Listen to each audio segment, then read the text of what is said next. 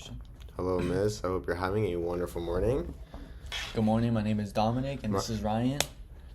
And yeah, Dominic, through the VR scenario, how did you feel? What was the scenario about? How was the experience with just the VR? my experience was a new experience. I have never seen this before, so it was good to see it as I'm trying to go to that field. And yeah, so basically the scenario, there was four people involved. There was a female police officer, a male police officer, a husband and wife. So the scenario was basically the police officers got a call that there was loud noises in this home, so they went to go check on it. Once they knocked on the door, they heard loud voices from inside the home, and the husband and wife opened the door, and they were basically lying to the cops, and the cops wanted to make sure the wife was okay because she seemed scared.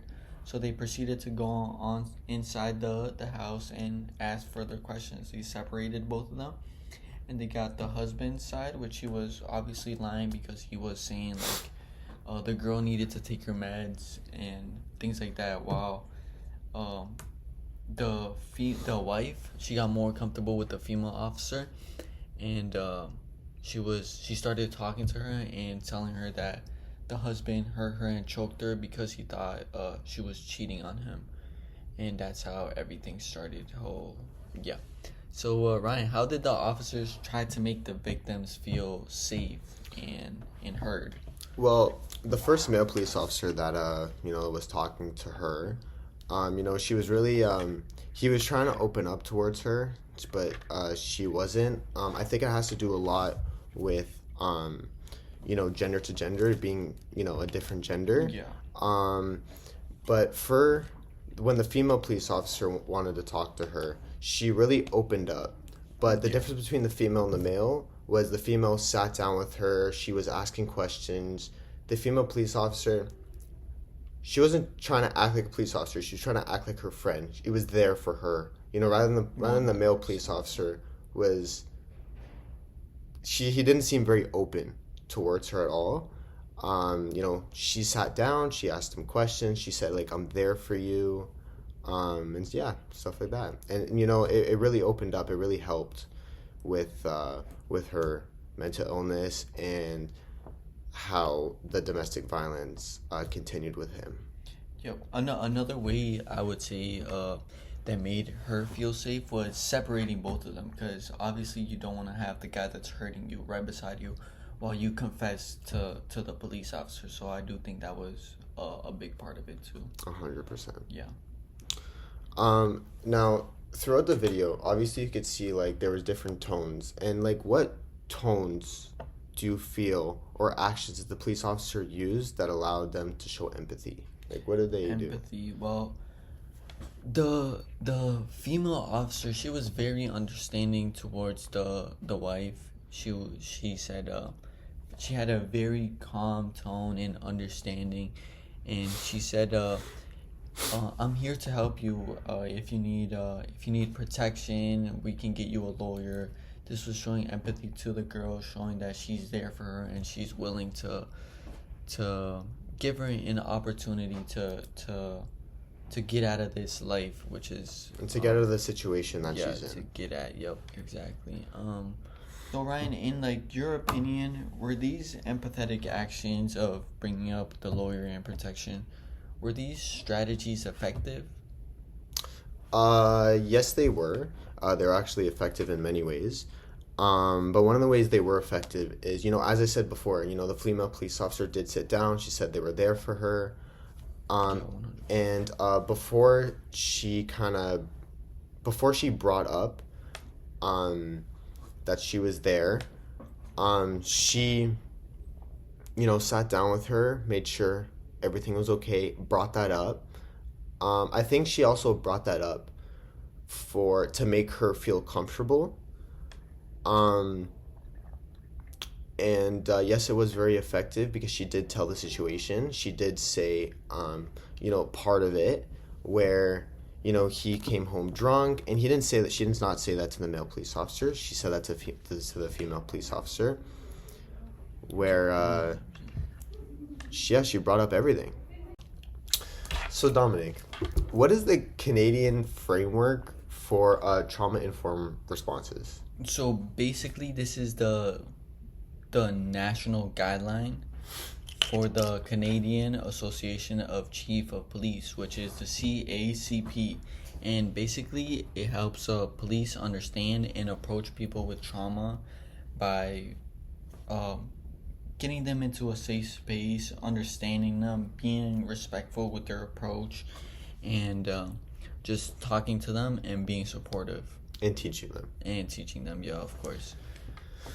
Now, can you give me an example of the key principles and the approach at all? So the key principles I would say is, first of all, keep them safe. You always want to keep these people who have been through a lot, especially trauma. You want to keep them safe and give them their own choices. Don't make them feel cornered.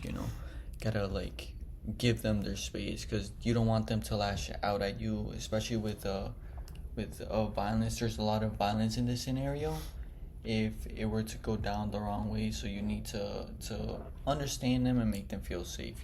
Yeah.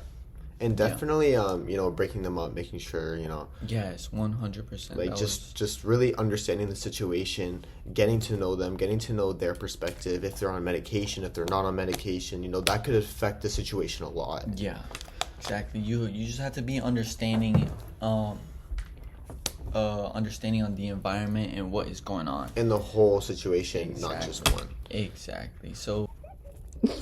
So Ryan, do you know what the 6 R's are, and can you give me a brief explanation in terms of the model? I do. So first one is realize, second is recognize, third is rethink, fourth is response, fifth is reduce, and sixth is review. For the first one, it's the impact of trauma in the victim. Recognize is you have to know the signs, symptoms, and the impacts in individuals. Rethink is to rethink on how police officers should approach the victim and how trauma can be informed in the victim. A lot of trauma can be informed. Sometimes it can be brought in the past to here. The response, the police officer should always respond with the background knowledge of the trauma, reflect in the needs of the individuals. Yep. Sometimes the individuals can go a lot in through the past. Sometimes they can go through now. Yep. So basically just try to understand them and their background. Everyone has a different upbringing, so yeah. Yeah. Reduce is to reduce the situation. Do not escalate the situation at all. Make them feel safe. Do not harm them more. And approach them. Basically, just try and keep them safe and try to cause no more harm to them. That's right. And the last one? And the last one is review. Always look at the background knowledge of procedures or practices when it comes to police officers when they respond to individuals. So basically, just look at what happened in the past in terms of how other police officers dealt with it, and look at their laws and procedures on how to do it so you can succeed. 100%. Dominic, how did the scenario make you feel while you were participating in this VR? This scenario, well, firstly, it made me feel weird due to the fact that it's weird to be involved in this situation, especially be the middleman and just be in a house where two people are fighting. But another thing that made me feel happy, because I felt joy when she opened up to the female officer and creating a way to apply justice and to take him to jail due to his actions. So Ryan, what did you learn about how you would deal with the situation in terms of the victim? Like, would you have changed anything?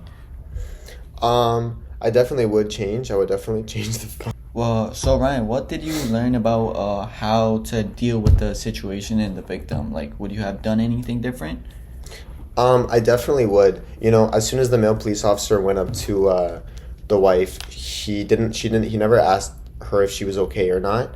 As a police officer, you should always ask if she's okay, if she's on any medication, make her feel welcome, make her feel okay. Don't make him feel pressured at all. Yeah.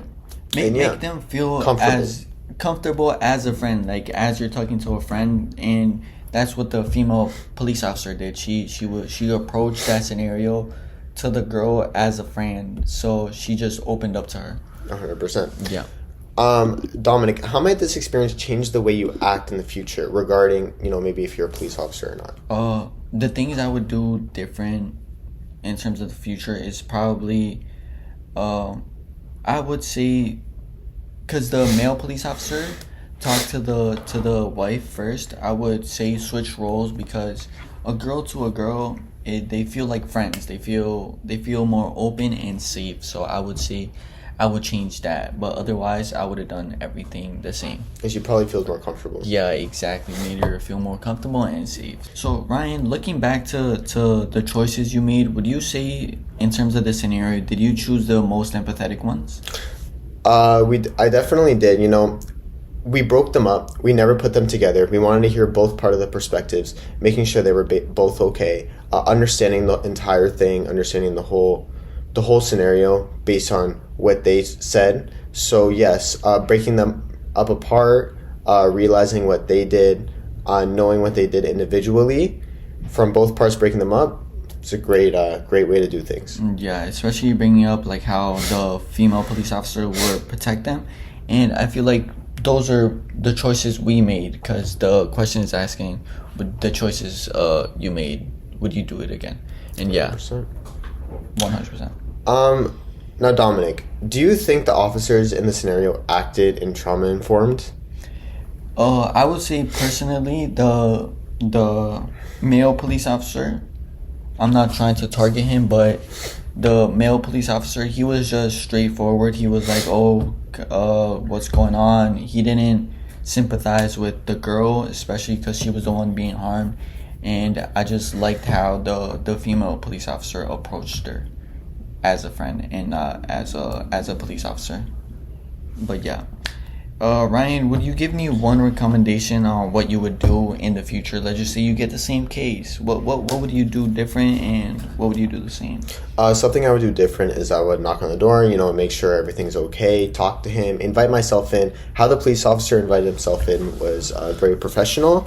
Now, the way he dealt with the situation with her, I don't think is very appropriate, regarding the fact that he never asked if he was okay or not. I would make sure if she's okay, if she's on medication, I would figure that out myself. I wouldn't want to hear that from him. I'd want to hear that from her specifically. I wanted to make her feel more comfortable with the situation, and yeah. Okay, that's great. I hope you have a great evening, guys. And thank you for listening.